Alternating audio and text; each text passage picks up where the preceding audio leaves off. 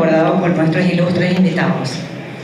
Ministro de Hacienda, Óscar Llamosa Díaz, el presidente del Banco Central del Paraguay, José Cantero Sierra, el economista del Banco Itaú Unibanco, João Pedro Bumachar Rezende.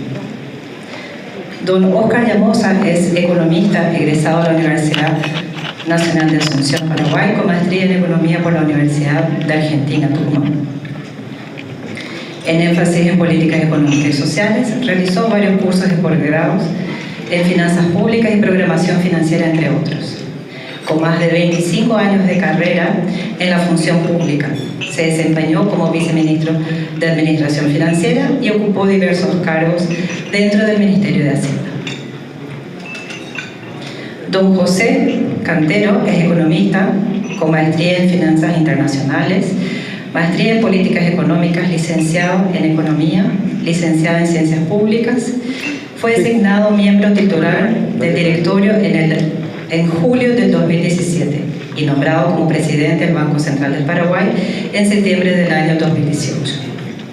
João Pedro Bumachar Rezende es formado en Administración de Empresas por la Fundación Getúlio Vargas, posee maestría en Economía por la PUC, actuó en el área de Economía del Banco BBM y desde el año 2008 forma parte del Grupo Itaú Unibanco. Es responsable por el área de estudios de economía de los países de América Latina. Antes de seguir la programación, quisiera realizar un agradecimiento especial a las marcas que nos acompañan en el día de hoy: a Itaú, M360, Protec y Fusión. A todas las marcas y a todos nuestros asociados, muchísimas gracias. En este momento me gustaría invitar a nuestro presidente, el señor Antonio Carlos dos Santos, para realizar las palabras de bienvenida. Muchísimas gracias.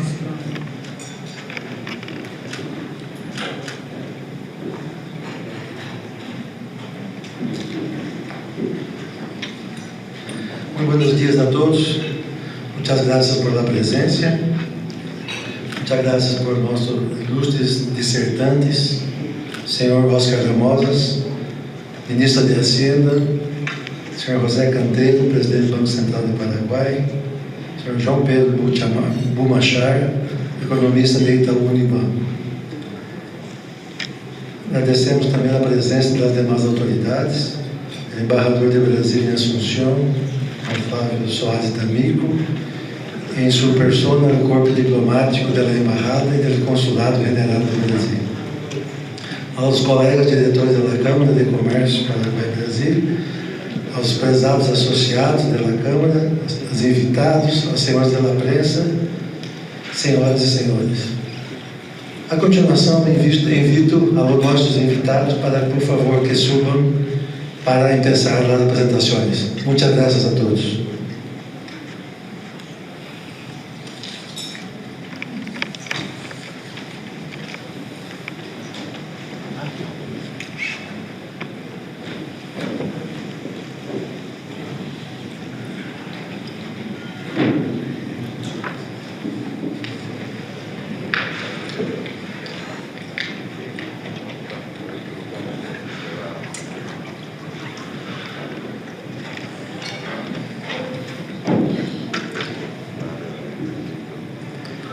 Muy buenos días a todos. En primer lugar, un saludo especial a Antonio Carlos dos Santos, presidente de la Cámara de Comercio Paraguay-Brasil, también al embajador, a Flavio Suárez D'Amico, también a José Brites de Itaú Paraguay, también a los expositores que me van a acompañar en la mañana de hoy, a João Pedro, al presidente del Banco Central, José Cantero, también a los directores de la Cámara de Comercio Paraguay-Brasil, a los asociados, a los miembros de la prensa, invitados especiales. Muchísimas gracias por la invitación. Realmente para mí es un gusto poder compartir esta mañana y poder conversar acerca de Paraguay, acerca de la situación económica, acerca de las perspectivas, acerca de los desafíos que tenemos. En ese sentido, quisiera iniciar ya la presentación, como decía, para hablar un poco acerca del contexto económico, contexto fiscal y finalmente también conversar acerca de los grandes desafíos que tenemos en nuestro país. Como ustedes saben, Paraguay es un país que se caracteriza por su estabilidad macroeconómica, por un sistema tributario simple, sencillo, con tasas bajas, con una energía abundante, barata, renovable, una población joven, dinámica, ansiosa de trabajar y de apostar al desarrollo de nuestro país. La pandemia lo que hizo fue poner a prueba a esta economía, que si bien sintió el impacto, si uno mira las principales variables macroeconómicas de nuestro país, se ve el impacto de la pandemia, pero si uno lo pone en un contexto y en una perspectiva mundial y regional, finalmente podemos decir que la pandemia hoy nos encuentra de pie, ¿verdad? Con una economía en pleno proceso de recuperación. Si bien la economía tuvo una caída el año pasado del 0,6%, si uno compara los promedios de la región que estuvieron en torno al 7%, podemos decir que Paraguay fue el país menos afectado por la pandemia en términos económicos. Y esto se debe en parte al paquete fiscal que fue implementado por el gobierno el año pasado, que estuvo en torno al 5,5% del Producto Interno Bruto. Este paquete fiscal que tenía como principales objetivos, por un lado, fortalecer el sistema sanitario, prepararlo para afrontar los grandes desafíos que implicaban la pandemia.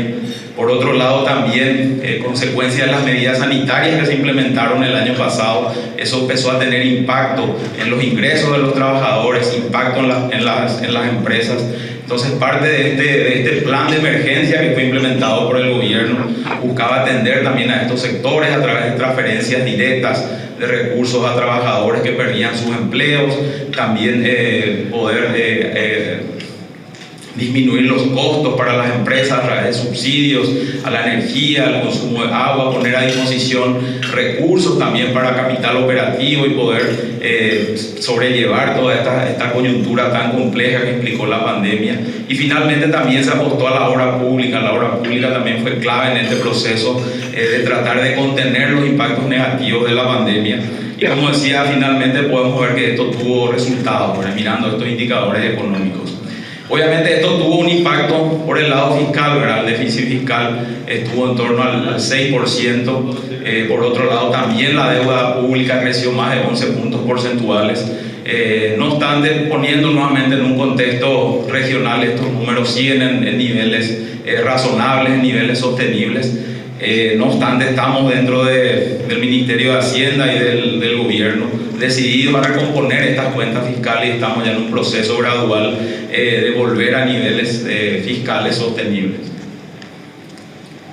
Como decía, los cimientos de la economía hoy se encuentran sólidos, mirando varios indicadores, no solamente los relacionados al crecimiento económico, a las perspectivas de crecimiento económico, sino una serie de indicadores también relacionados a indicadores sociales, ¿verdad? Si bien la pobreza tuvo un impacto, este hubiese sido mucho mayor si es que no se llevaban adelante los planes de contingencia que mencionaba, principalmente aquellos programas relacionados a transferencias directas a trabajadores, tanto informales o por cuenta propia, como así también trabajadores formales que eran suspendidos de sus empleos.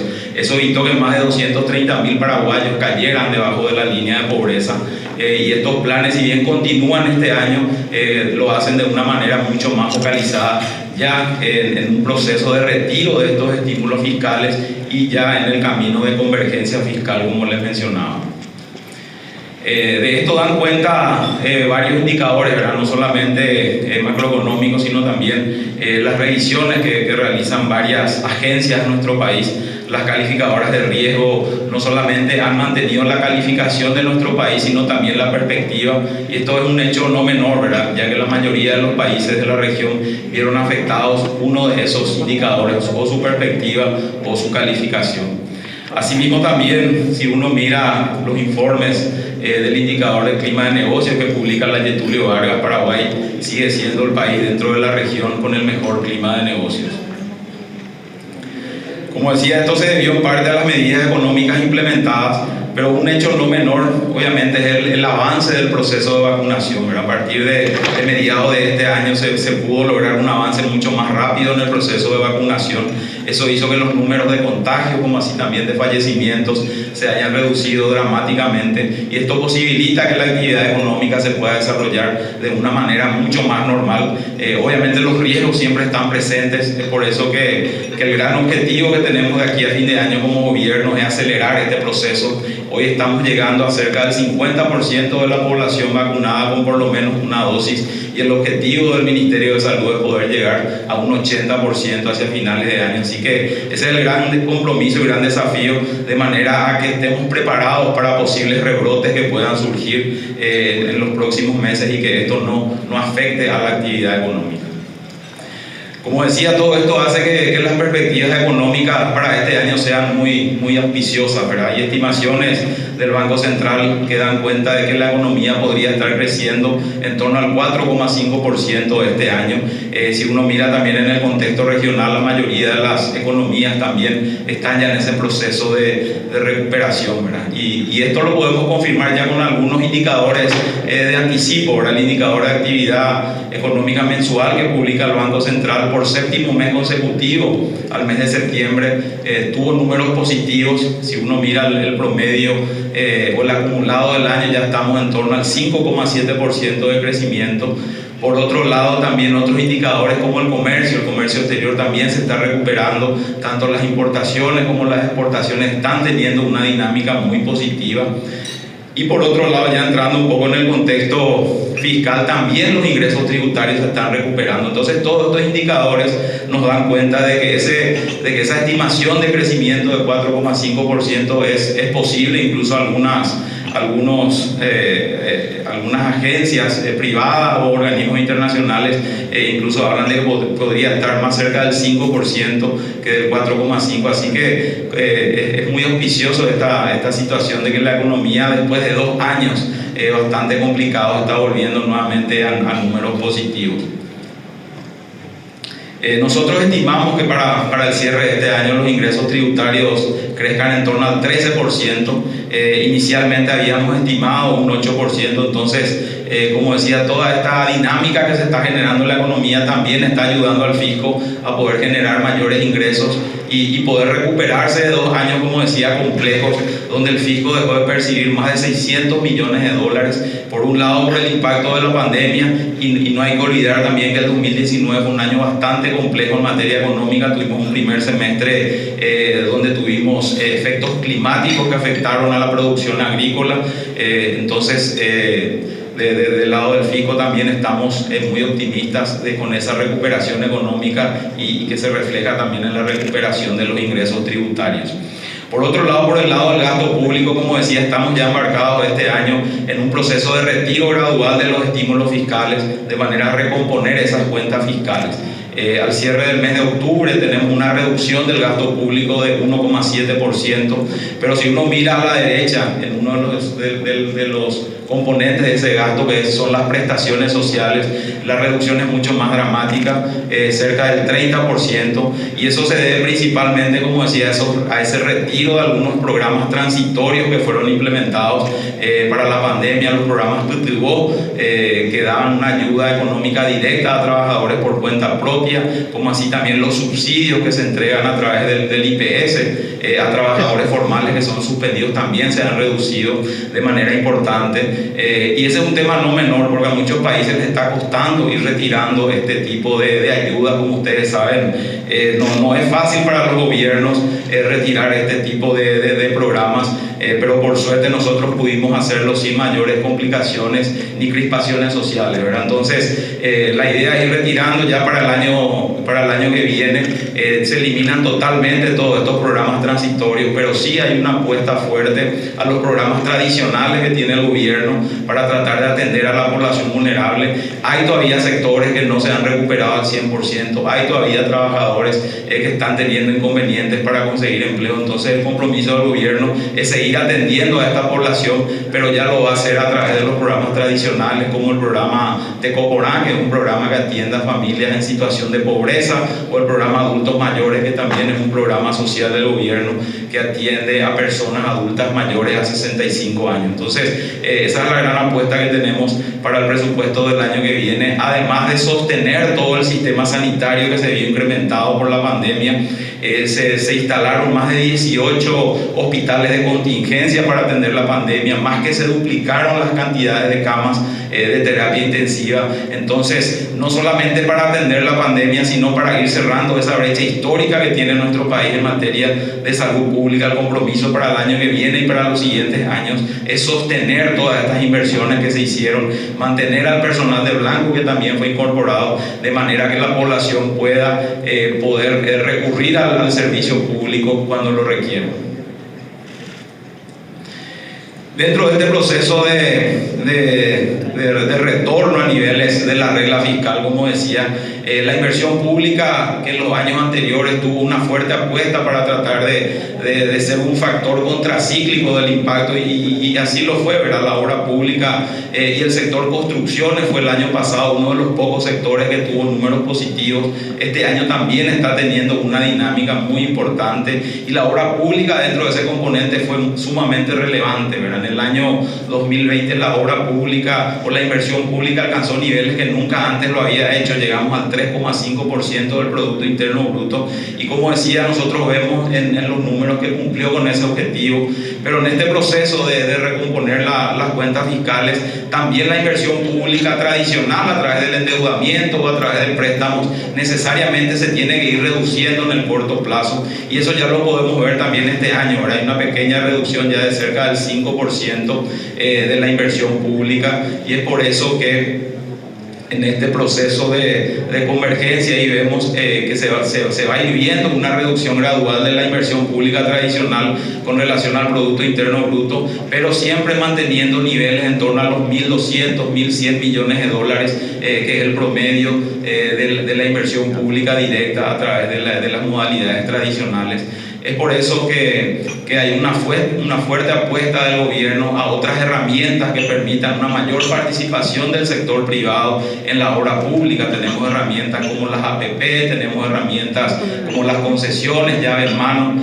Tenemos ya algunas experiencias en nuestro país, experiencias muy exitosas, pero la idea es que este proceso se pueda acelerar en los próximos años, de manera a compensar en alguna medida esa reducción que se tiene que ir viendo en la inversión pública tradicional, y a través de esta participación privada esto pueda seguir generando esa dinámica positiva que nosotros vemos en la economía. Así que seguramente a mediados del año que viene se van a ir lanzando ya algunas licitaciones, principalmente a través de las modalidades de APP. Hay algunos estudios que se están realizando. Aquí también hay otras experiencias con la modalidad de llave en mano, a través de la empresa de la ANDE, que es la que administra el Sistema Eléctrico Nacional.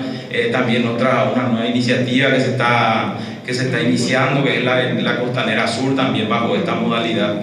Y estos proyectos varios de estos proyectos incluso han ganado premios a nivel internacional por los cierres financieros y por las condiciones ventajosas que se pudieron obtener en estos proyectos, ¿verdad? Entonces, ese es el gran desafío que tenemos para el año que viene. Uno de los grandes desafíos, como decía, ir volviendo de manera gradual a resultados fiscales mucho más sostenibles, niveles de deuda como lo que tuvimos el año pasado, niveles de déficit fiscal como lo que tuvimos en el 2020, claramente son insostenibles dado nuestro sistema tributario. Entonces el compromiso del gobierno de manera a sostener esa solidez macroeconómica que caracteriza a nuestro país es recomponer las cuentas fiscales, volver en un periodo gradual de manera a no afectar de manera dramática también a la economía. Es el compromiso que tenemos, que para 2023 podamos volver nuevamente a niveles de déficit sostenibles. El año pasado cerramos con un déficit del 6%, este año estimamos cerrar por debajo del 4%, en el presupuesto del año que viene incorporamos un déficit del 3%, es decir, ya de manera gradual estamos caminando hacia esa normalidad de las cuentas fiscales, que es sumamente relevante para que nuestra economía vuelva a estar preparada para futuros shocks que se puedan dar. Hay mucha incertidumbre con relación a las situaciones climáticas, cada vez se está volviendo más recurrente los efectos del clima. Paraguay es un país muy expuesto a los cambios climáticos, así que es sumamente importante para nosotros que nuestra economía esté preparada para futuros shocks, y obviamente la parte fiscal es relevante dentro de ese contexto. Por otro lado, también otro de los grandes desafíos que tenemos como gobierno es avanzar por las reformas. Creer que después que termine esta pandemia todo va a volver a la normalidad es un error, y en ese sentido desde el gobierno estamos tratando de impulsar varios proyectos de ley que ayuden por un lado a mejorar las cuentas fiscales a través del gasto público. Hemos presentado ya propuestas de leyes al Congreso Nacional relacionadas a nuestro sistema de compras públicas. Hay muchas expectativas con esa ley que pueda hacer del proceso de compras que realiza el Estado mucho más dinámico, mucho más eficiente, mucho más transparente, y obviamente también que genere ahorros para el Estado que le permitan redireccionar estos recursos a otras prioridades. También ya se ha presentado una reforma relacionada al servicio civil, ¿verdad? Y lo que uno ve dentro del sector público son salarios muy heterogéneos que muchas veces no se condicen con las responsabilidades, las funciones, el perfil de los funcionarios. Hay un desorden en esa materia. Entonces con esta ley lo que pretendemos es ordenar todo ese proceso de selección de los funcionarios públicos, como así también lo relacionado a las remuneraciones que éste pueda recibir durante su carrera administrativa. Y ahí también nosotros vemos una ventana de oportunidad. En los próximos 10 años más del 20% de los funcionarios públicos se van a jubilar, así que es sumamente relevante para nosotros que esta ley pueda estar vigente ya lo antes posible, de manera a asegurar que los funcionarios públicos se incorporen gracias a sus méritos, a sus aptitudes, y a través de esto podamos entregar mejores bienes, mejores servicios a toda la ciudadanía, porque finalmente esa es nuestra función como servidores públicos. Y por otro lado también hay varias propuestas de leyes que muchas de ellas ya son leyes, ¿verdad? Tenemos por el lado de la mejora del clima de negocio, tenemos la ley del EA, de Empresas de Acciones Simplificadas, que realmente está ayudando a que el proceso de registro de nuevas empresas puede hacerse de manera virtual, de manera mucho más rápida, sin mayores costos. Así que esa es una de las leyes que buscan, como decía, mejorar el clima de negocio de nuestro país. Hay otras que están pendientes, como la de garantías mobiliarias, que también estamos impulsando en el Congreso para que eso pueda ser aprobado lo antes posible. Ya tenemos leyes que reforman la Carta Orgánica de la Agencia Financiera de Desarrollo, que es una banca de segundo piso de nuestro país, donde también hay muchas expectativas que con esta nueva Carta Orgánica, que le dota de nuevas herramientas a esta banca, puede ayudar a dinamizar todo este proceso de inversiones que necesita nuestro país, poder articular también financiamientos para poder ayudar a sostener estas inversiones tan necesarias en materia de obra pública, como así también enfocarse en otros ejes estratégicos como el sector inmobiliario, el de construcción de viviendas, como así también poder dar una ayuda a las pequeñas y medianas empresas de nuestro país, que también son un motor sumamente importante. Por otro lado, también tenemos en carpeta otras leyes sumamente relevantes, como la del sistema de pensiones y de jubilaciones, ¿verdad? Hoy nosotros vemos que varias de las cajas podrían tener problemas de sostenibilidad en el mediano y largo plazo. Una de ellas, que es administrada por el Ministerio de Hacienda, que es la caja fiscal que aglutina a los funcionarios públicos, es una caja que en algunos sectores ya está teniendo problemas de financiamiento. Así que también esta va a ser una ley sumamente importante que lo vamos a estar presentando seguramente el año que viene, en un periodo muy complejo también. El año que viene es un año político ya en nuestro país, con las elecciones internas que se van a desarrollar para ya a vistas de las presidenciales, pero no obstante nosotros creemos que este es un tema que se tiene que discutir, tenemos que tratarlo, porque al final del día este déficit se financia con los impuestos que pagamos todos. Así que es sumamente importante instalar este tipo de discusiones, no solamente que quede en un ámbito del Poder Ejecutivo con el Poder Legislativo, sino que es sumamente importante que la sociedad civil se pueda involucrar en todas estas reformas, como decía, la del gasto público, servicio civil, compras públicas, reestructuración del Estado, etcétera. Son leyes que uno diría que solamente afectan al sector público, pero como decía, al final del día todos tenemos que pagar el impacto de los efectos dañinos que podría generar un sistema que no esté ordenado o que genere sobrecostos al Estado. Así que siempre ese es un pedido que hacemos desde el Ministerio de Hacienda, que la ciudadanía se sume a estas iniciativas y pueda generar la presión necesaria para que estos proyectos puedan ser tratados lo antes posible por el Congreso Nacional, de manera que podamos implementarlo y poder ver los resultados, que como decía, nosotros somos muy optimistas de que estas leyes pueden generar realmente espacios fiscales que nos puedan permitir seguir financiando otras necesidades, las inmensas necesidades que tiene nuestro país en distintos sectores, ¿verdad? Así que esos son los grandes desafíos que tenemos: recomponer las cuentas fiscales, avanzar en un proceso de reforma del Estado con toda esta serie de iniciativas o de leyes que, como decía, pueden ayudar a consolidar ese crecimiento económico que hoy estamos viendo y que es tan necesario para nuestro país, ¿verdad? Así que de mi parte yo me quedo por acá. Muchísimas gracias por la atención, muchas gracias por este espacio y quedo atento para cualquier consulta o duda que tengan. Muchas gracias.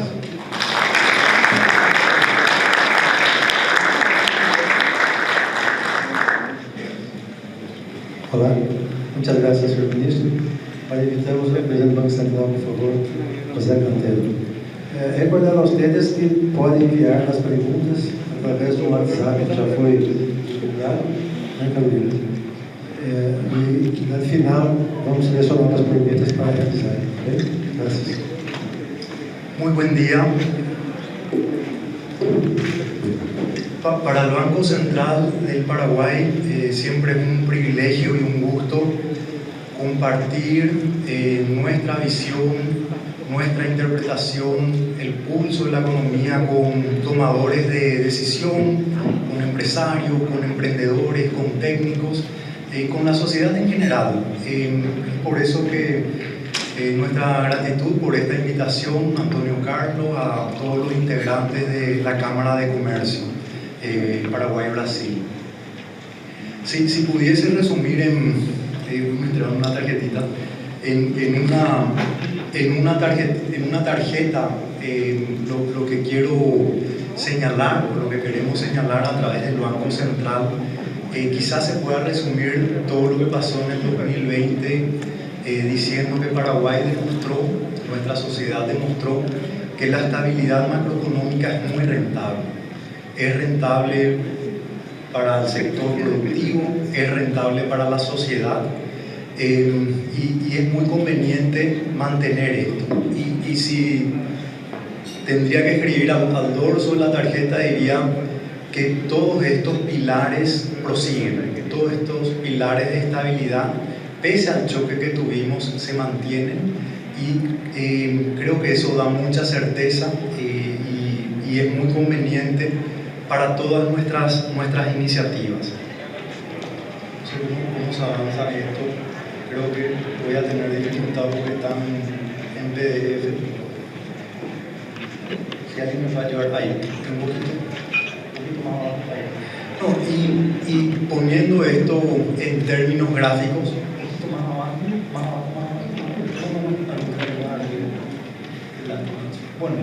Bueno, poniendo en términos gráficos este slide, hay varios países que estuvieron postrados en la cama cuando esto ocurrió y en nuestro caso Paraguay tenía una buena salud macroeconómica y esa salud macroeconómica permitió que pudiésemos tomar, voy a tratar de, no sé si me pueden ayudar porque un PDF nos va a facilitar bastante. Nos permitió que nuestro país pueda tomar un combo de medicamentos para enfrentar este escenario, pero también dentro de ese paquete de medicamentos que fue en lo monetario, en lo fiscal, en lo crediticio, en lo monetario, en distintos ámbitos, creo que pese a toda la presión que existió, hubo mucha racionalidad en las medidas que se tomaron, no hubo ninguna píldora dorada y esto permitió también que la recuperación pueda existir y que no existiesen escenarios que en el mediano plazo puedan afectar el comportamiento macroeconómico. ¿Sí podemos avanzar? Dentro de todas esas medidas, quisiera solamente mostrar una de las medidas que fue la tasa de política monetaria. Esa tasa de política monetaria, el Banco Central, cuando vino el choque, todas las medidas fueron tomadas en forma muy rápida, muy acelerada, y el Banco Central redujo esa tasa de política monetaria. La tasa de política monetaria no es una tasa es solamente una tasa de referencia que en función a esa tasa de referencia las demás tasas toman relevancia. Y esa tasa se redujo de un nivel de 4 a 0,75%, y como resultado de esa tasa de política monetaria, las demás tasas en el mercado se redujeron. La tasa activa, que tenía niveles de 16% en promedio, fueron a 11%. Voy a salir de la presentación porque creo que no hay caso de hacerlo a través de un PDF. Y lo relevante no es solamente que la tasa bajó, sino que por primera vez, si uno revisa todos los choques anteriores, por primera vez el crédito tuvo un comportamiento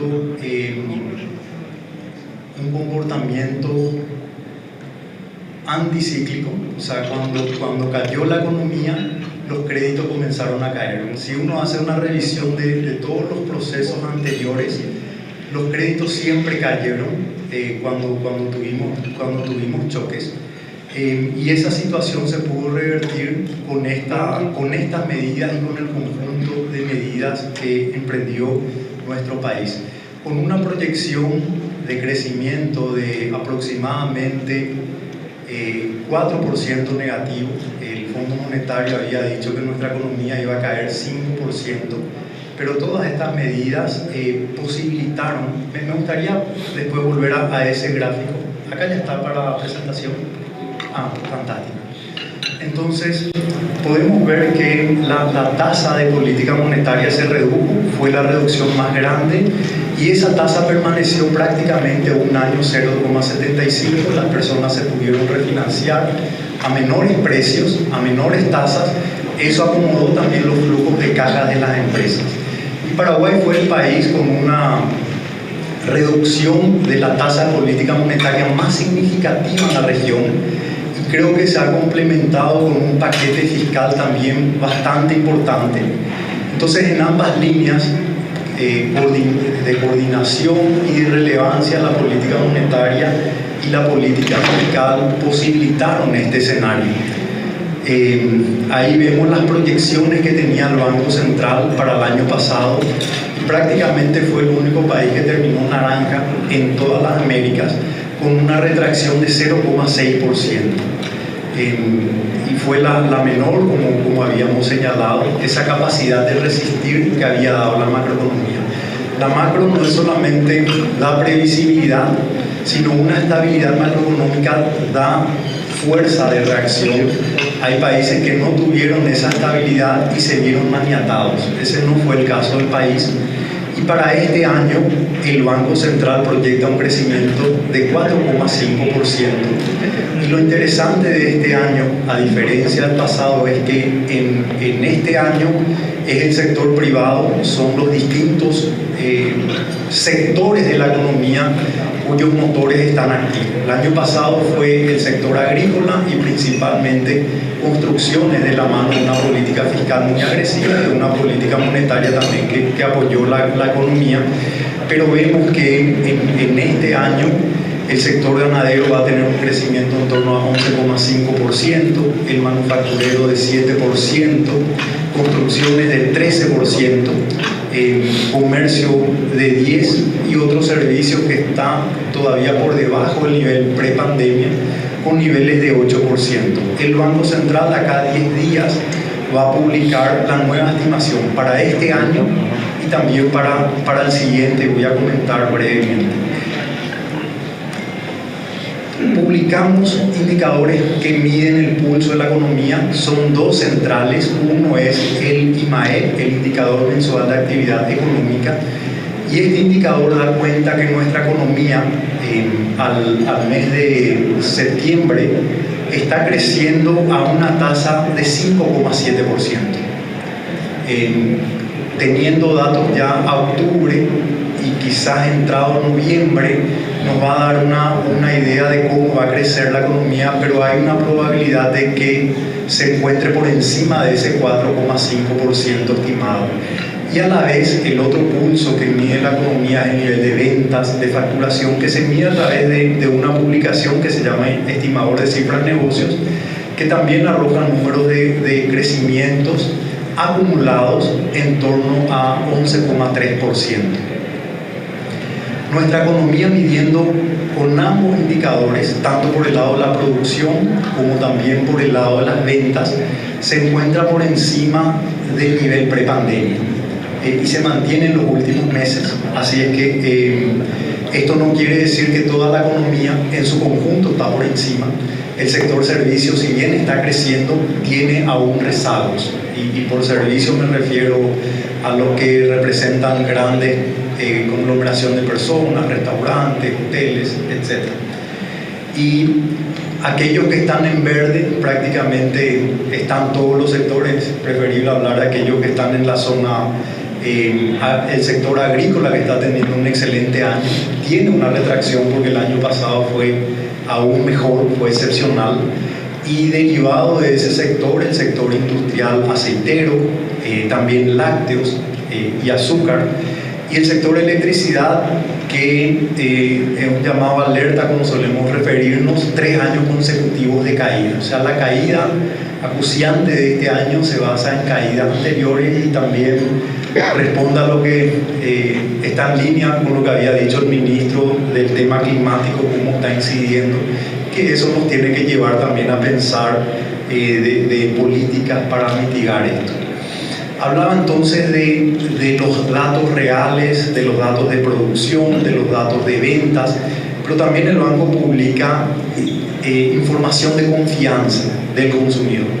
Y en los últimos 4 meses la confianza se posiciona en un nivel de optimismo. Y ese optimismo se descompone en 2 categorías. Se basa principalmente en el optimismo hacia adelante, más bien en el optimismo hacia el presente. O sea, la situación, quizás los consumidores dicen, bueno, ahora no está tan bien, pero hacia adelante va a estar mejor, y responde eso a la tendencia que estamos viendo. Y lo mismo ocurre con el nivel de confianza del crédito. En los distintos rubros hay muy buena confianza, de préstamos hacia 3 meses hacia adelante, o cómo va a estar el escenario crediticio hacia 6. Hay niveles de confianza también importantes. Bueno, y la confianza es una cosa, la expectativa también es otro dato que el Banco Central monitorea. Y la expectativa es clave porque si nosotros pensamos que va a ser eso, hoy ya tomamos decisión en función a eso y finalmente se realiza. Y en cuanto a crecimiento, el mercado espera que nuestro país crezca 4,3%, los últimos datos, que la inflación está 5,8%, por encima del objetivo del Banco Central de 4%, y el tipo de cambio en torno a 6.900, la tasa política monetaria también en 2%. Entonces, estas expectativas también confirman que la economía está creciendo, que la economía tiene buenas expectativas. Pero también recoge las expectativas en cierto sentido los choques que estamos viviendo, el auge nuevamente de las olas del COVID a nivel internacional, y la situación de crisis energética que está resultando quizás en todo este escenario de ir hacia una economía más verde, o de interrupción de las logísticas globales, y también del aumento del precio del commodity. El aumento del precio del commodity para Paraguay es un viento favorable porque implica que las exportaciones estamos teniendo un superávit, como dijo el ministro, de 1.500 millones de exportación menos importación, pero también ese viento favorable de mayor precio de commodities nos afecta porque tiene una incidencia en la materia prima de los alimentos, en la carne, en el pollo, en toda esa materia prima, y se traduce también en los precios finales.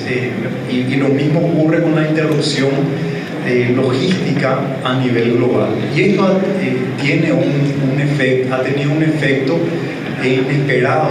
La inflación que hemos registrado a nivel global en los países desarrollados y en los países también emergentes y en desarrollo ha sido muy pronunciada, muy rápida los últimos 3-4 meses y también muy inesperada. Son choques de oferta, por su naturaleza los choques de oferta son transitorios, no son permanentes, pero por de pronto estos choques persisten, no hay mucha claridad de cuánto va a durar, esperemos que se puedan ir disipando. Y en el caso de Paraguay, también ha tenido un efecto en la inflación, y voy a comentar de este tema. Ustedes pueden ver que hay 4 formas de ver la inflación. Uno es la inflación que se mide, y esa inflación está en 7,6 hoy. Otra inflación es el objetivo que tiene el Banco Central. Nosotros tenemos un objetivo que la inflación sea 4% y que tenga una banda de 6 y 2. Hoy está por encima, transitoriamente por encima de ese objetivo. Y si descomponemos esa inflación, podemos ver que los precios de combustibles están creciendo un 33%, obviamente porque el petróleo, los precios de commodity aumentan, afecta al combustible y eso a su vez afecta a la inflación. Y vemos también que alimentos, 14,7, pero si abrimos alimentos, la parte significativa es el sector cárnico, que tiene un aumento de 25% en los últimos cómputos de todos los componentes, y eso tiene una incidencia.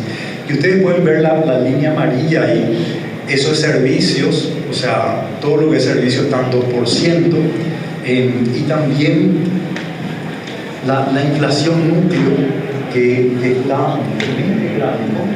En el primero, la inflación núcleo es la inflación que elimina todos los bienes volátiles, y esa está en 4,6%. Al observar esa inflación, podemos ver que el 76% del aumento de precios responde a un contexto externo que está siendo impactado. La inflación de 7,6%, prácticamente la mitad, 3,5%, es alimentos, y 2% de ese total es energía.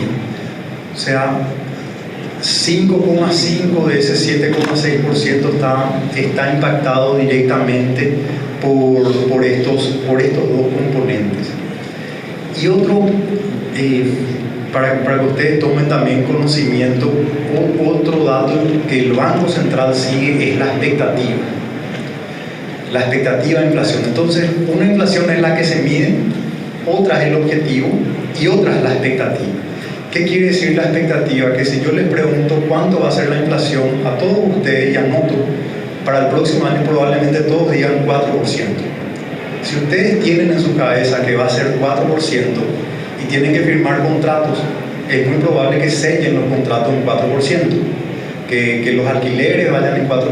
Entonces lo que tenemos en la cabeza es muy importante porque va a los papeles, va al contrato. Y el Banco Central monitorea, y lo que podemos ver es que la expectativa para este año es 5,8. Estaba por debajo de 3, hoy está a niveles de 5,8, pero la expectativa para el próximo año sigue anclada, ¿sí? Sigue en torno a 4,3, que ustedes pueden ver ahí, y la inflación para de hoy a los siguientes 12 meses, o la expectativa hacia el mediano plazo, sigue anclada.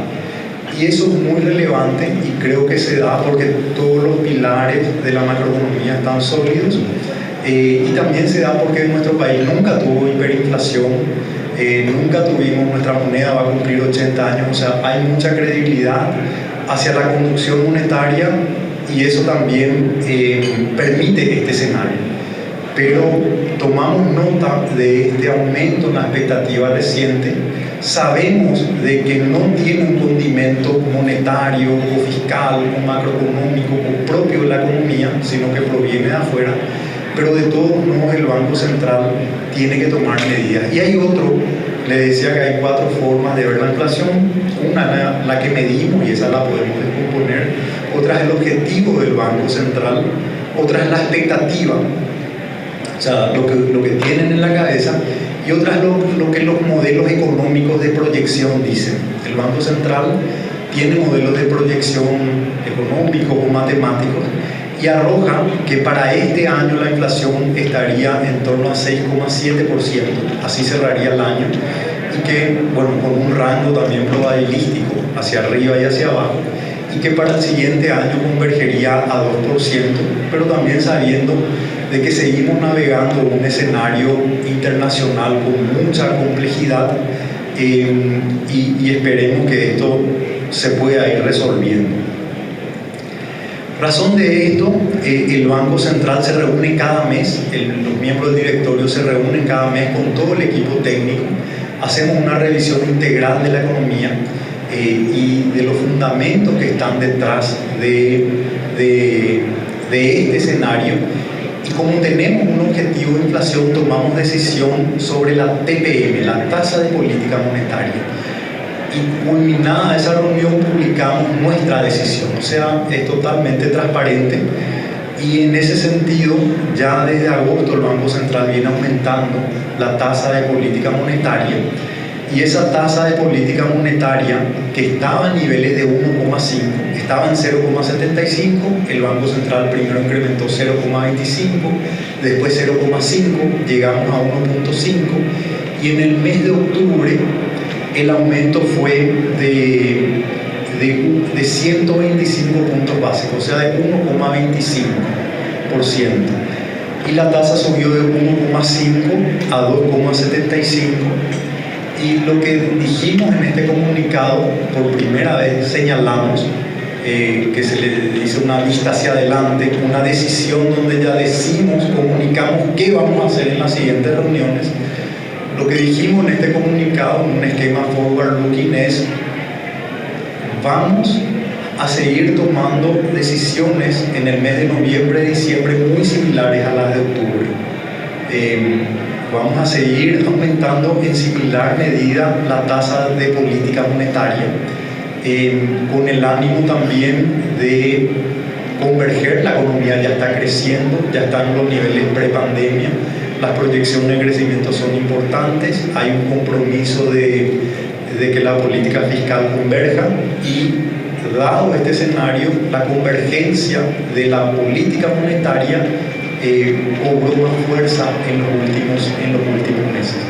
Y esta es la tasa de política monetaria hoy, es una tasa de referencia, el Banco Central nos presta esta tasa, pero esta tasa afecta a la tasa de los IRMs, a su vez afecta a la tasa de los préstamos del sistema financiero, y pone un escenario de mayor normalidad en cuanto al precio del dinero. Para concluir, en línea con lo del ministro, creo que este año, en este escenario de normalidad, hay varios pilares que siguen firmes. Uno es que el sistema financiero sigue manteniendo su resiliencia, sigue manteniendo una columna sólida. Esto se ve en términos de solvencia, de dinamismo del crédito también. En moneda nacional crece, creo que un poquito más. También en el mercado cambiario vemos cierta estabilidad en términos de tipo de cambio real, multilateral, que incluye la dinámica entre la inflación y el tipo de cambio nominal, que el gráfico que está de este lado. Nuestro país está depreciado aún en términos de tipo de cambio nominal. Hay el tipo de cambio que vemos en la pizarra, cierta estabilidad. Eso también corresponde a una posición de superávit de la balanza comercial y de la cuenta corriente.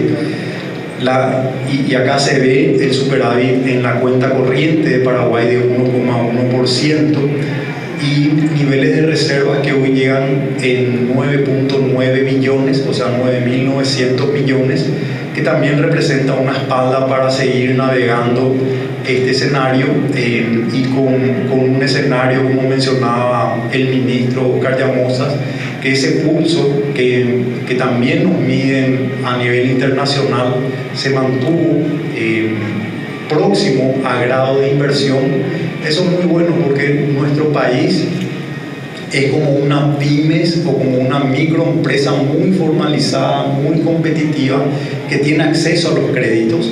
y eso nos permite también enfrentar distintos escenarios. Los retos hacia adelante para concluir, creo que una pieza importante es la digitalización. El Banco Central presentó recientemente un proyecto de ley de inclusión financiera que va a permitir mayor grado de bancarización, va a permitir que todos los pagos por encima de cierto umbral tengan un incentivo para hacer a través del sistema financiero, y que los pagos de salarios de las empresas también se canalicen a través de una economía más digital. También creo que nuestro país está saliendo de esta situación con una plataforma muy importante para la inversión extranjera. Quizás esta plataforma relativamente hoy es más significativa y necesitamos atravesar por un proceso de diversificación acelerada hacia sectores o motores que hoy no tiene la economía, y uno de esos sectores es toda la oportunidad que tiene nuestro país hacia el sector mineral, forestal, cerdo, y también si vamos a medir los billones de inversión que requiere el país en economía verde, también es sustancial. Así que un proceso de diversificación acelerada, y bueno, también estamos todos en la misma línea de que necesitamos mejores instituciones y que el camino hacia adelante es mayores reformas. No por la pandemia, no, o sea, necesitamos reformas para competir, los choques van a seguir hacia adelante y requerimos esa resiliencia. Por último, valorando esa estabilidad macroeconómica, también tenemos que hacer el ejercicio de valorar la estabilidad y la solvencia o la capacidad financiera del sector micro. Por eso las reformas son importantes, permiten más digitalización, bancarización, formalización, pero el Banco Central está haciendo un esfuerzo para publicar información y dar cuenta de cuál es el nivel de endeudamiento por sector económico. Creo que también, y por sectores de nuestra economía, creo que también necesitamos un debate, un diálogo de cuál es la situación de las empresas, cómo están posicionadas, cuál es su nivel de solidez, cuáles son los desafíos que existen, pero también tenemos que hacer una mirada hacia el interior de la micro, de los balances, porque la sumatoria de todas las empresas, de las unidades productivas por el lado de la oferta, también equivale a la macro. Entonces el Banco Central está haciendo un esfuerzo para ampliar esa publicación, y eso va a permitir que podamos dialogar en otras dimensiones y nos va a hacer cada vez más resilientes. De nuestra parte, les agradecemos mucho por esta invitación y estamos atentos a seguir esta conversación. Gracias.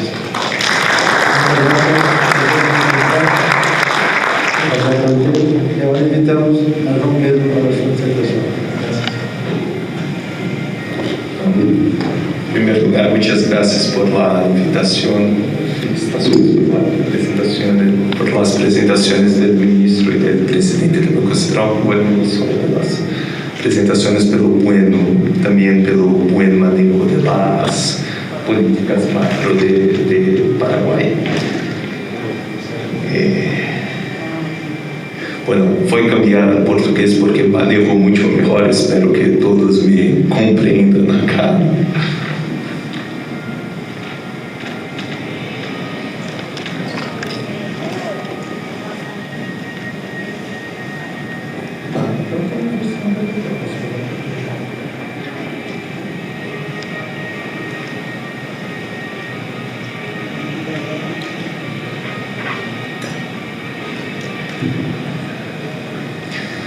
Bom, vou começar então a minha apresentação focada na economia brasileira, tá? Vou começar então um pouco falando das boas notícias, tá? E as boas notícias é que do lado da situação sanitária houve uma melhora expressiva no Brasil, né? quando a gente olha para, não estão nesses gráficos, mas quando a gente olha para o número de novos casos, novas mortes, novas hospitalizações, estão todos nos níveis mínimos aí alcançados desde o início da pandemia de 2020. E a razão para essa melhora é uma campanha de vacinação bem sucedida, né? A gente teve, talvez com algum atraso, entrega de uma ampla quantidade e variedade de vacinas. Então, quer dizer, a oferta de vacinas não foi um problema na economia brasileira, talvez um pouco no estágio inicial da vacinação, mas certamente não nos meses seguintes. E, ao mesmo tempo, o Brasil é um país conhecido por ter uma baixa rejeição à vacina, né? Diferente do que acontece ali em várias economias desenvolvidas, né? Na verdade, as pessoas, a briga entre os brasileiros é para conseguir se vacinar antes, né? A gente viu muita gente correndo, forjando atestados médicos para conseguir se vacinar antes, tá? Então, quer dizer, a gente não tem esse tipo de problema de demanda por vacina. Tomamos las medidas correctivas, ¿verdad? Así que esos son los grandes desafíos que tenemos del fisco, y como decía, esta agenda de reformas para nosotros es sumamente relevante y no solamente implica una relación del Ejecutivo con el Legislativo, sino también es necesario el involucramiento de la sociedad civil para que podamos empujar entre todos estas reformas tan necesarias para nuestro país. Gracias, ministro. Para o presidente do Banco Central, hasta que ponto a inflação, o déficit público e o nível de endeudamento poderiam poner em risco a estabilidade macroeconômica, que é uma das fortalezas do país, principalmente do ponto de vista dos inversionistas extranjeros? Muchas gracias Antonio Carlos por la pregunta. En ocasiones también hay que hacer un análisis histórico para tener una interpretación de lo que está ocurriendo, una interpretación a esta consulta. La situación que Paraguay atravesó en los 80, que fue una década muy compleja, llevó al país a sostener esa década con endeudamiento, y finalmente, bueno, eso no fue conducente, generó inestabilidad, pero la gran parte de esa inversión, de ese endeudamiento, se destinó a inversión no rentable, a inversión en empresas públicas no transables. El caso de Paraguay, el caso que hoy tenemos respecto a esa experiencia, es muy distinta porque gran parte, como decía el ministro, de la inversión que se hizo en el sector de la infraestructura, de la infraestructura que tiende a reducir los costos de transacción para hacer más competitivo al país. Y esa inversión no solamente da multiplicador, no solamente genera un auge inmediato, sino que a la vez genera multiplicador, genera una competitividad a mediano y largo plazo. Y como elemento de esa competitividad es el dinamismo de la economía, de un país que se está internacionalizando, de un país que está trayendo inversión extranjera. Y para poner solamente un número, este año Paraguay va a exportar en manufactura de origen industrial, o sea, no en aceite, no en el sector cárnico, sino en maquinaria, en prenda de vestir, en químicos, farmacéuticos, plásticos, calzados, prácticamente 1.2 billones, que es muy próximo a todo el complejo cárnico. O sea, nuestra economía tiene suficientes motores del sector privado y esos motores encuentran un escenario muy competitivo que permite un crecimiento, y esa dinámica del crecimiento, dado el compromiso que hoy existe de mantener una convergencia en la política fiscal, que a su vez supone un techo a la deuda externa, creo que nos sitúa en un una posición de mucha solidez basado en un compromiso férreo de garantizar esa estabilidad. Y por el lado monetario también hay un compromiso bastante importante, pese a que este es un choque externo. El Banco Central, todas las medidas de provisión de liquidez hoy está ya convergiendo hacia la normalidad, y a la vez el tema de tasas de interés. Nosotros creemos que estos pilares se mantienen de estabilidad macroeconómica en sus distintos mercados, en sus distintas fases, y que es lo más seguro y rentable tanto para la economía, para el sector productivo, empresarial y para la sociedad. Y desde el momento en que existe ese compromiso interinstitucional y social, y esa orientación, creo que es lo mejor que puede suceder para garantizar esa fortaleza que muy bien señalas. Muchas gracias. Muchas gracias, presidente. Para João Pedro, como os mercados estão reacionando à possibilidade de uma eventual vitória de Lula nas eleições do próximo ano, e quais seriam as chances de um candidato da terceira via?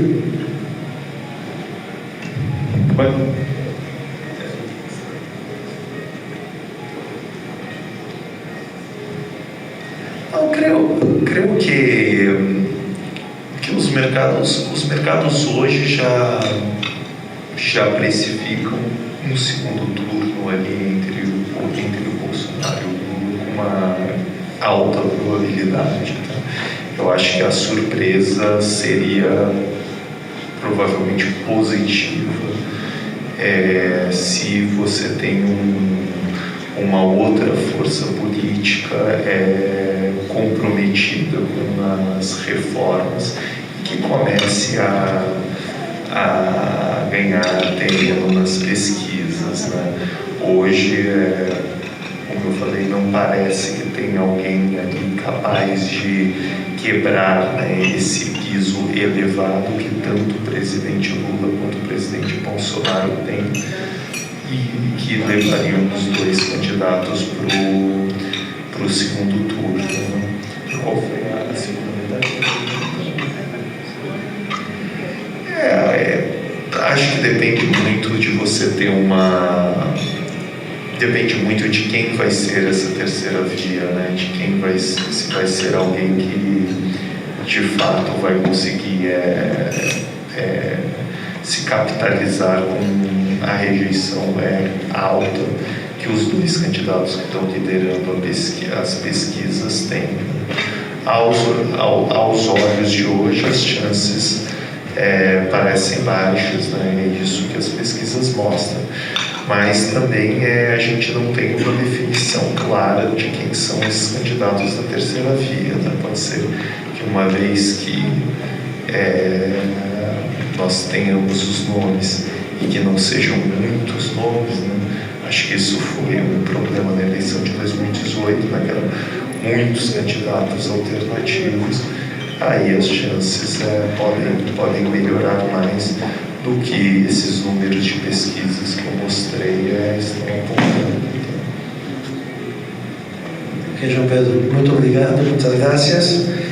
Bueno, damos por terminado nosso evento de hoje. Muitas graças a todos pela presença, a los invitados, senhor ministro, senhor presidente do Banco Central, João Pedro, que veio de São Paulo, e agradecemos muitíssimo por ser o primeiro evento da Câmara presencial em 2 anos.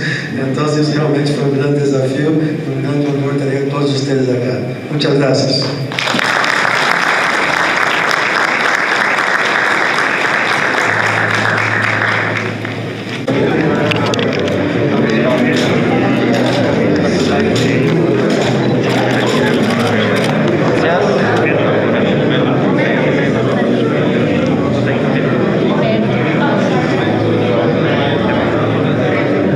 Quería que te lo abra la cámara. Esperen un minuto más, porque todo el detalle.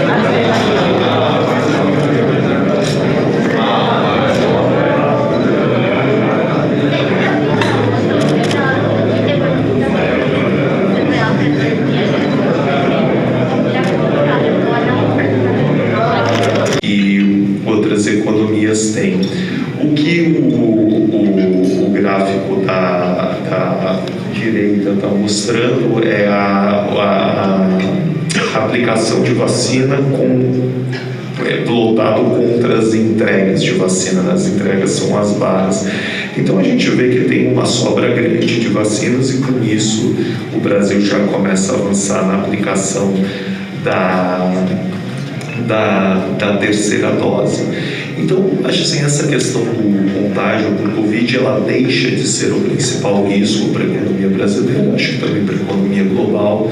Não quero menosprezar o risco, né? O vírus ainda está entre nós, a gente vê o que está acontecendo agora na Europa, em países como a Alemanha, a Áustria, em que há um repunte de casos, mas eu acho que para a economia hoje não é o principal risco, o contágio por Covid. E quais são os riscos que a gente tem hoje, pensando aqui na economia brasileira e também muitas economias latino-americanas? Bom, do lado externo são as pressões inflacionárias do mundo desenvolvido, né, que podem acabar forçando o Fed a apertar a política monetária num ritmo mais rápido do que o esperado, que teria consequências para os fluxos de capital para países emergentes como o nosso. Também na China, diversas preocupações, em particular com o setor de real estate, que é um setor que consome bastante commodities. Nós temos uma sobrealavancagem no setor. Não é claro ainda o que vai acontecer com o setor de real estate lá. Essa também é um risco importante para a economia global e para a América Latina em particular, já que a China é um parceiro comercial bastante importante.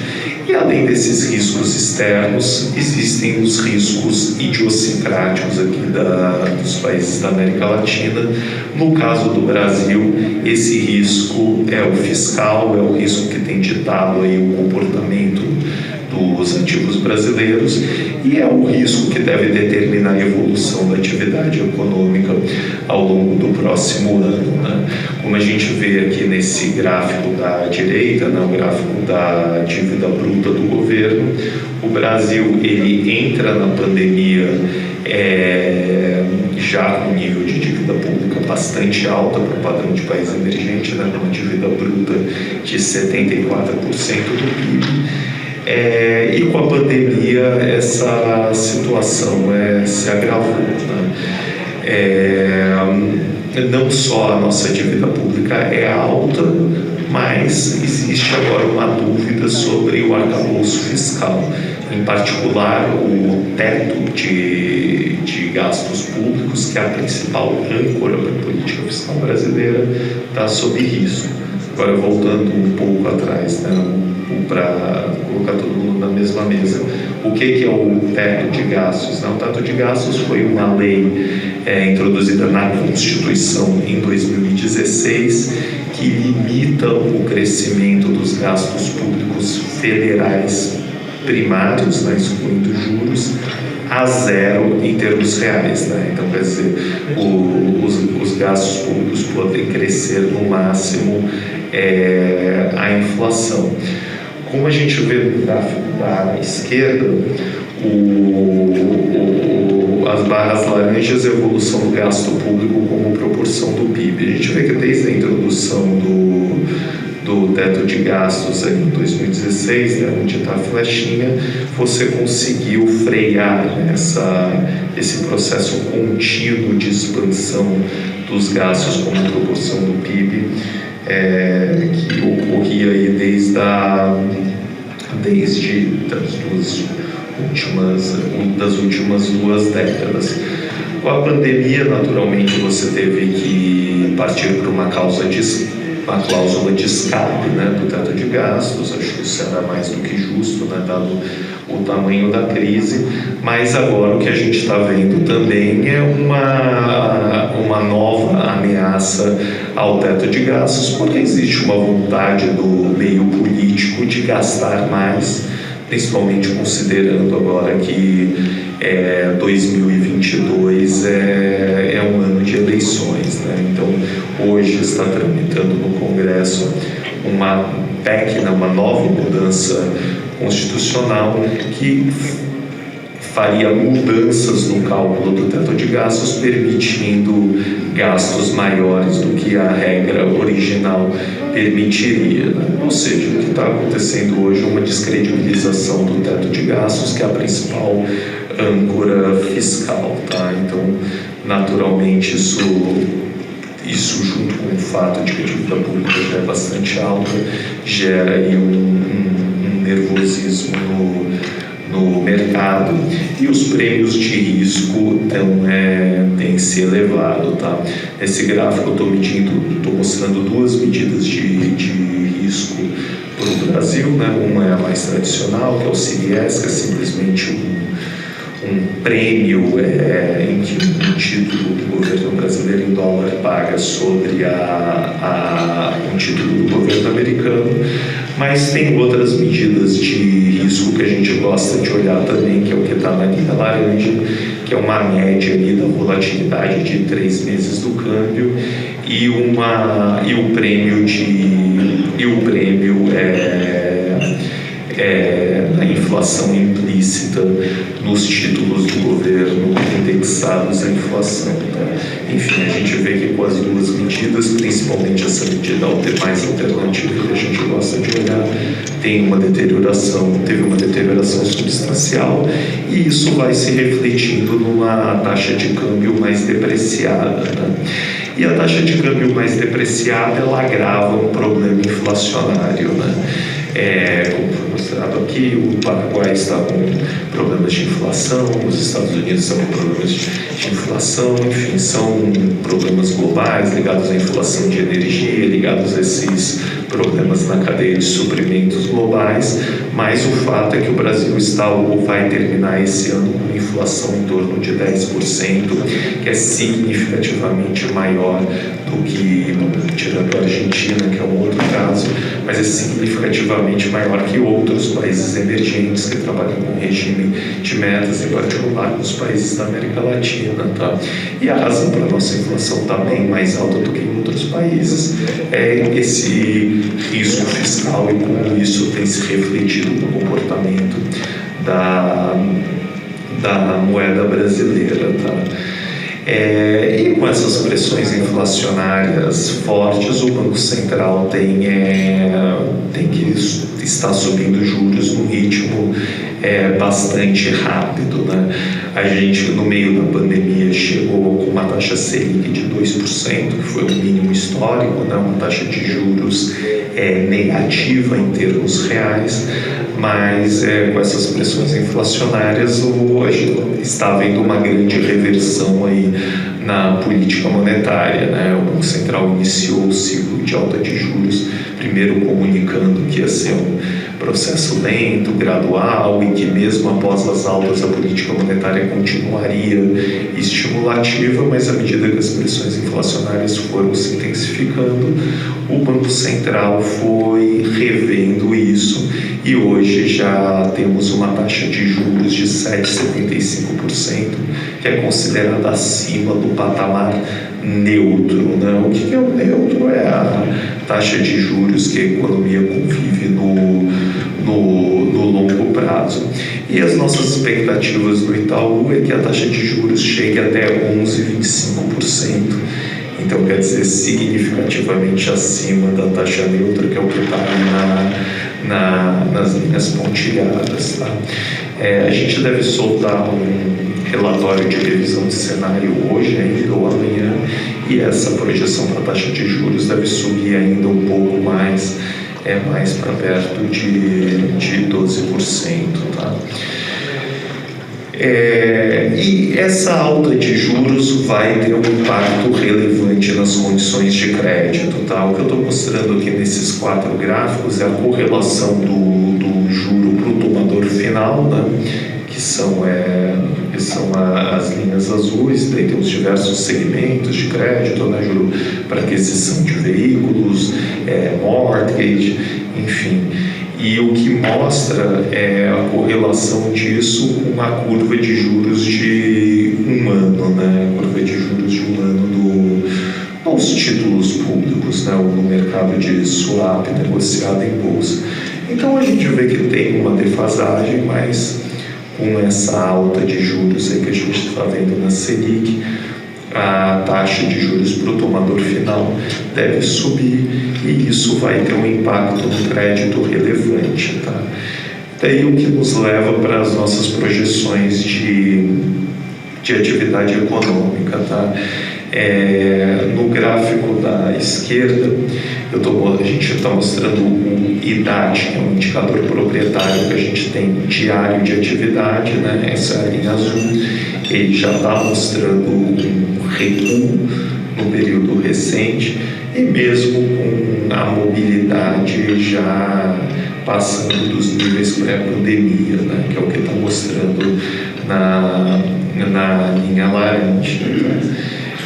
Com esse aperto monetário e também por conta dessas incertezas fiscais, a gente acha que o crescimento para 2022, na verdade, não vai ser um crescimento, vai ser uma retração de 0,5%, tá? Vindo de um número de 5% esse ano, que a gente também está com uma tendência de revisar um pouco para baixo, tá? Esse menos 0,5% que a gente tem para 2022, ele é mais pessimista do que o mercado tem, tá? Hoje, se eu não me engano, o consenso dos analistas é de algo como 1% positivo. Acho que é importante só dizer assim, por que a gente está mais pessimista que o mercado, tá? Não é porque a gente espera mais alta de juros do que o mercado está esperando, mas é porque a gente tem uma visão de que esse impacto da alta de juros vai ser mais duro na atividade econômica do que o mercado está esperando, tá? Que era um pouco daquilo que eu estava explorando no slide anterior, quando eu mostrava as correlações das taxas de juros básicas com a taxa de juros para o tomador final, tá? Enfim, vai ser um 2022 difícil, tá? Essa alta de juros, ela traz uma outra complicação, principalmente para uma economia que já tem um nível de dívida pública alta, né? O que eu estou mostrando aqui no gráfico da direita é como que vai ser a evolução da dívida pública bruta entre 2021 e 2022, com os diversos fatores, né, que vão contribuir para um aumento, que é o que são as barras vermelhas, e favoravelmente, que é nas barras verdes, tá? Eu não vou perder muito tempo aqui, mas só para destacar que só esse aumento que a gente está vendo na taxa de juros, ela deve levar a uma contribuição negativa para a dívida pública, né? Uma contribuição para o aumento da dívida pública de 3 pontos percentuais, tá? Então isso ajuda bastante a levar a dívida pública para 86% do PIB ao fim de 2022, vindo de 82% em 2021. Importante destacar que em 2021 a dívida pública surpreendeu para baixo, né? Foi bem mais baixo do que estava esperando, em grande parte por uma contribuição favorável da conta de juros, né? Que é o que está na barra verde do gráfico que vocês estão olhando da esquerda, né? O juro real foi negativo no período, o que contribuiu para colocar a dívida pública num patamar de queda, numa trajetória de queda ao longo do ano de 2021. Mas enfim, águas passadas, agora com o aumento de juros, a dívida pública volta a entrar numa dinâmica mais adversa, tá? E aí talvez seja uma questão um pouco mais técnica, mas com esse nível de juros e com esse nível de dívida pública, começa a ter uma preocupação no Brasil sobre dominância fiscal, né? O que é dominância fiscal? Dominância fiscal é um momento que, olha, a sua dívida ela já é tão elevada que a política monetária ela começa a perder o controle começa a ser pouco eficiente para controlar a inflação, né?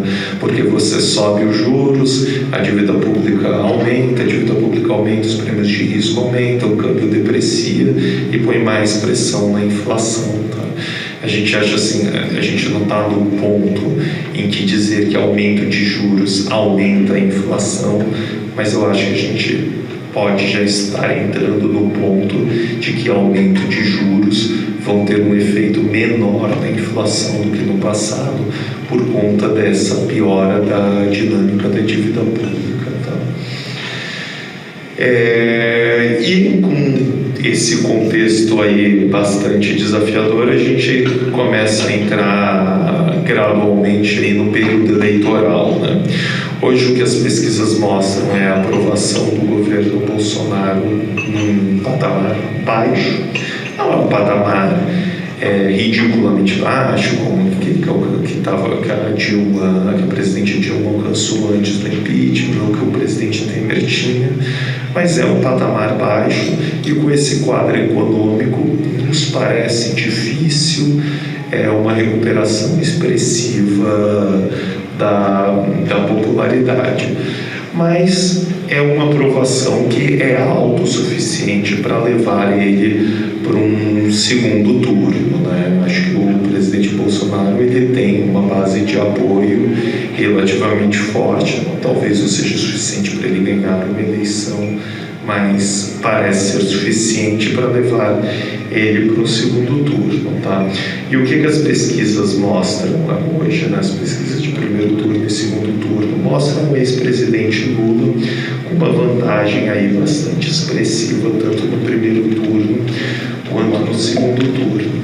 Aí, enfim, a gente pode argumentar aqui que as eleições ainda estão longe, o brasileiro decide o voto só em última hora, mas tradicionalmente as eleições brasileiras vão para o segundo turno e tradicionalmente a gente tem um candidato da esquerda no segundo turno, e o Lula hoje continua sendo a figura mais forte da esquerda, tá? Então, assim, me parece difícil, salvo se acontecer alguma coisa e o Lula não for candidato, me parece difícil que o Lula não esteja no segundo turno, e ao mesmo tempo o Bolsonaro, a popularidade dele sendo o incumbente, parece difícil ele não estar no segundo turno também, tá? Qual que é o risco aqui? Eu acho que isso é uma coisa que o mercado já está olhando, talvez esse cenário já esteja sendo precificado. Então, qual que parece ser o risco? O risco parece ser positivo aqui, né? O risco para o cenário eleitoral. O risco é aparecer algum candidato do que a gente chama aí de terceira via, que é o que está na linha azul. A gente vê hoje que, somando todos os candidatos da terceira via,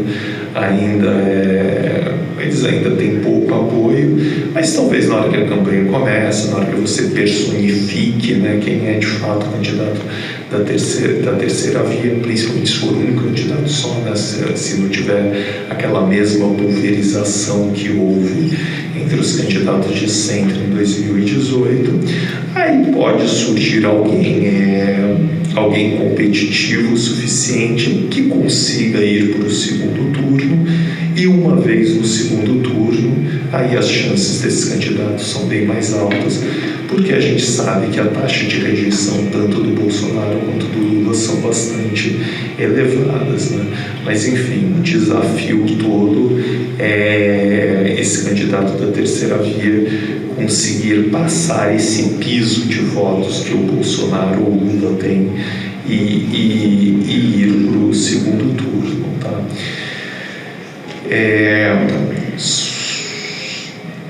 Acho que travou aqui. Então, só para encerrar, tá? Naturalmente, esse quadro eleitoral, então, ele vai tender a deixar os ativos premiados, né? Porque os dois frontrunners das pesquisas não têm grande apreço pelo teto de gastos, né? Que, como eu estou falando aqui, a âncora que a gente tem hoje para o regime fiscal, para um país que já tem uma dívida pública alta, E também não está claro qual que seria o regime fiscal substituto ao teto de gastos, tá? Então, eu queria terminar minha apresentação com esse gráfico, que eu acho que é um gráfico bastante interessante, que demonstra como que está sendo o impacto de todos esses ruídos políticos no comportamento da taxa de câmbio, tá? Aqui a gente está dividindo a evolução da taxa de câmbio desde o início de 2021 em 3 fatores, tá? A barra laranja são coisas ligadas ali ao risco Brasil, as barras azuis a gente está chamando aqui de fatores técnicos, na verdade a contribuição do diferencial de juros, né? E as outras barras mais claras é o cenário global, tá? Então a gente vê aqui que de fato esse aperto monetário que o Banco Central está fazendo está contribuindo para segurar a taxa de câmbio, mas o que está acontecendo é que o aumento da percepção de risco no Brasil está mais que compensando isso, e com isso a gente observa uma depreciação da taxa de câmbio ali ao longo desse ano, tá? Finalmente, essas aqui são as nossas tabelas de projeções. Eu acredito que eu deixar só esse slide aqui para vocês digerirem os números, mas eu acredito que eu passei ali ao longo da minha apresentação pelos principais números aqui, tá bom? É isso, gente. Muito obrigado pelo convite novamente.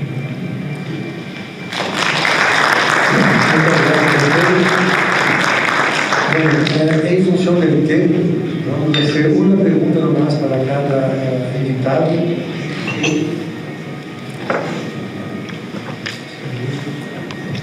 A primeira pergunta é para o senhor ministro: como o Paraguai pretende seguir financiando a déficit? Há um problema sério, uma preocupação bastante grande com relação ao déficit da carga fiscal. Para quando está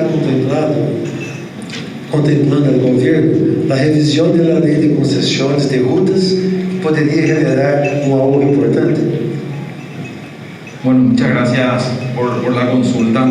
Con relación al financiamiento del déficit, como decía, estamos embarcados ya en un proceso de convergencia hacia los resultados fiscales establecidos en nuestra ley de responsabilidad fiscal, que marca como una de las reglas que el déficit fiscal no debe superar el 1,5%. Para este año prevemos un déficit de en torno al 4%, incluso un poco menor.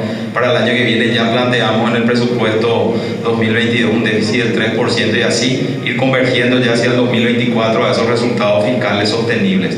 En este periodo de convergencia el déficit se va a financiar con endeudamiento. Ahora, para el año que viene nosotros planteamos una autorización de deuda en torno a los $600 millones. Parte de eso se va a financiar a través de la emisión de bonos soberanos, y por otro lado también a través de préstamos con organismos internacionales. Entonces, necesariamente en este proceso, como decía, vamos a seguir recurriendo al endeudamiento para poder financiar las necesidades, principalmente de inversión, ¿verdad? Y hay que decir también que gran parte de nuestro déficit está aplicado principalmente por la inversión pública. Salvo el año pasado, este año y un poco para el año que viene, se va a utilizar el déficit para financiar gastos corrientes, principalmente los relacionados al sistema sanitario. Como decía, el gran desafío que tenemos es sostener esos niveles de inversión que se hicieron en estos años. Así que ese déficit en los próximos 1 o 2 años va a tener todavía un componente de gastos corrientes, pero principalmente relacionado al sistema sanitario, ¿verdad? Y el resto, como decía, explicado principalmente a través del financiamiento de las inversiones. Con relación a la caja fiscal, como mencioné, también es una de las preocupaciones que tenemos. Hoy tenemos un déficit de la caja fiscal en torno a los $150 millones. Ese déficit se financia con impuestos, y eso tiende a ir creciendo en los próximos años. Así que estamos trabajando, y como mencioné, dentro de nuestra amplia agenda de reformas, uno de los temas centrales es el de la caja fiscal. Así que estamos trabajando en un proceso y en una propuesta de reforma de este sistema.